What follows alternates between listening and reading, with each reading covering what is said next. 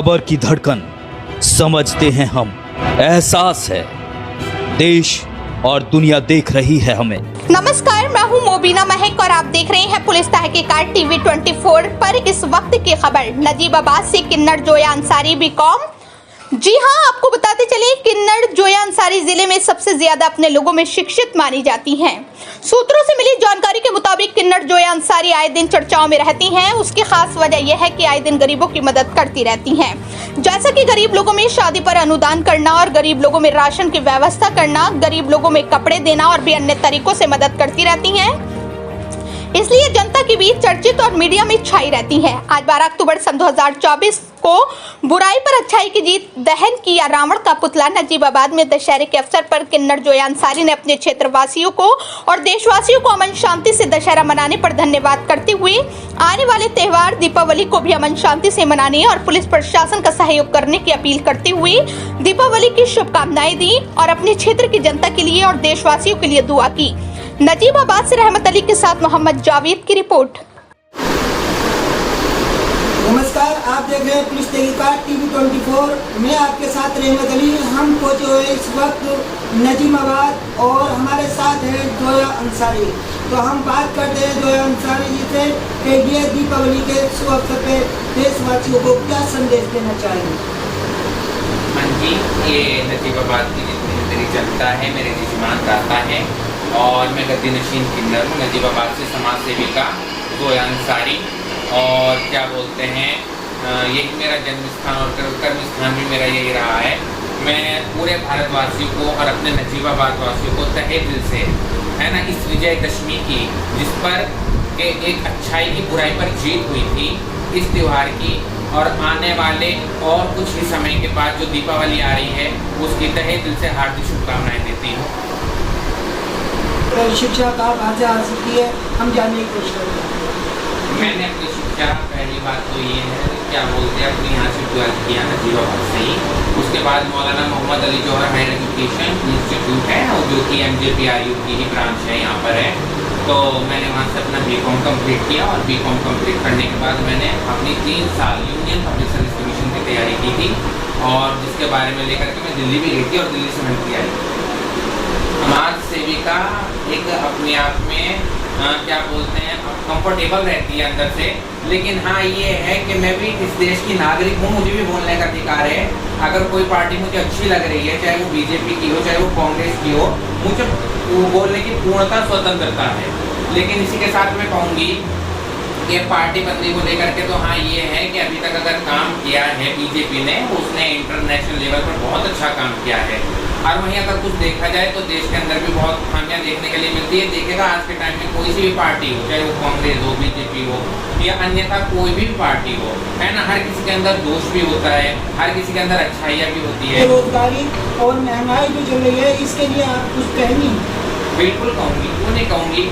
इसके देखिएगा जो बेरोजगारी और महंगाई बढ़ रही है और इसके साथ साथ बढ़ने से और हमें अपने देश के अंदर, भारत जैसे महान देश के अंदर जिसको सोने की चिड़िया कहा जाता था, और फिर अभी आपने एक सवाल किया था कौन सी पार्टी आपको पसंद है, तो इसी पार्टी के पूर्व नेताजी जिनका देहांत भी हो गया, चिर निंदा में वो लीन हो गया, अटल बिहारी वाजपेयी जी, उन्होंने कहा था कि भारत एक जमीन का टुकड़ा नहीं, यह जीता जागता राष्ट्र पुरुष है। कश्मीर इसका मस्तक है तो हिमालय इसका ताज है। पूर्वी और पश्चिमी घाट इसकी विशाल 2 जंघाएं हैं। पश्चिम बंगाल और पंजाब इसके विशाल 2 कांधे हैं। कन्याकुमारी इसके चरण हैं तो सागर इसके पग पगहरता है। यह चंदन की भूमि है, अभिनंदन की भूमि है, यह अर्पण की भूमि है, यह तर्पण की भूमि है। और भारत एक महज भूमि नहीं, हमारी माँ है जिसका कण कण शंकर और बूंद बूंद में गंगा जल विराजमान है। बात अगर खुलकर की जाए बेरोजगारी की, तो अगर देखा जाए, देखिएगा बेरोजगारी हमारे देश के अंदर बढ़ने पर ही है और जिसको लेकर के जो हमारे देश का नौजवान युवा है आत्महत्या के कगार पर आ गया। और वहीं पर अगर देखा जाए, वहीं पर क्या बोलते हैं, नौकरियों के पीछे भागते फिर रहे हैं। कई कॉम्पिटिटिव एग्जाम आ रहे हैं। मान लीजिएगा UPSC की तैयारी मैंने खुद ने कर रखी है, 1000 वैकेंसी निकलती है, 5-5 लाख बच्चे एग्जाम देते हैं। बेरोजगारी की तरफ से उनका दिल दिमाग हट जाता है बॉसों का। इंटर के अंदर ये एक बचपन में स्कूल के अंदर जाते तो सिर्फ माइंड ये सेट किया जाता है कि बड़े होके क्या करोगे, कहाँ नौकरी, सरकारी नौकरी लगेगी, ये सोच करके बच्चों को पढ़ाया जाता है। तो देखिएगा बेरोजगारी को तो दूर करने के लिए समाज का और सरकार का दोनों का साथ चाहिए, है ना। समाज के अंदर जो कमियां हैं उसको भी दूर करनी है और सरकार के अंदर जो कमियां हैं उसको भी दूर करनी है। जैसे कि मैं कह सकती हूँ अब बेरोजगारी को लेकर के, बेरोजगारी आज हम देश में बेटी बचाओ बेटी पढ़ाओ का जुना हाथ में पकड़वा देते हैं, लेकिन हम कभी भी ये नहीं सोचते कि देश के अंदर बलात्कार क्यों बढ़ रहे हैं, क्यों? युवा बेरोजगार है, युवा बेरोजगार है। देश के अंदर अपराध क्यों बढ़ रहे हैं? युवा बेरोजगार है। सुप्रीम कोर्ट में इतने दिन पर दिन कई हजार मुकदमे जा रहे हैं जिसमें युवाओं की संख्या एक आंकड़े के मुताबिक सबसे ज्यादा है, युवा उसमें सबसे ज्यादा संलग्न है। तो हम कह सकते हैं कि ये बेरोजगारी की समस्या के कारण ही इतने क्या बोलते हैं सुप्रीम कोर्ट के अंदर केस जा रहे हैं। तो इसको दूर करना चाहिए। दूर करने के लिए हमारी इंटरनेशनल रिलेशनशिप भी अच्छा होना चाहिए और जो लेकर के सरकार ने काम करे भी है ना अपनी कूटनीति, अपनी राजनीति के द्वारा।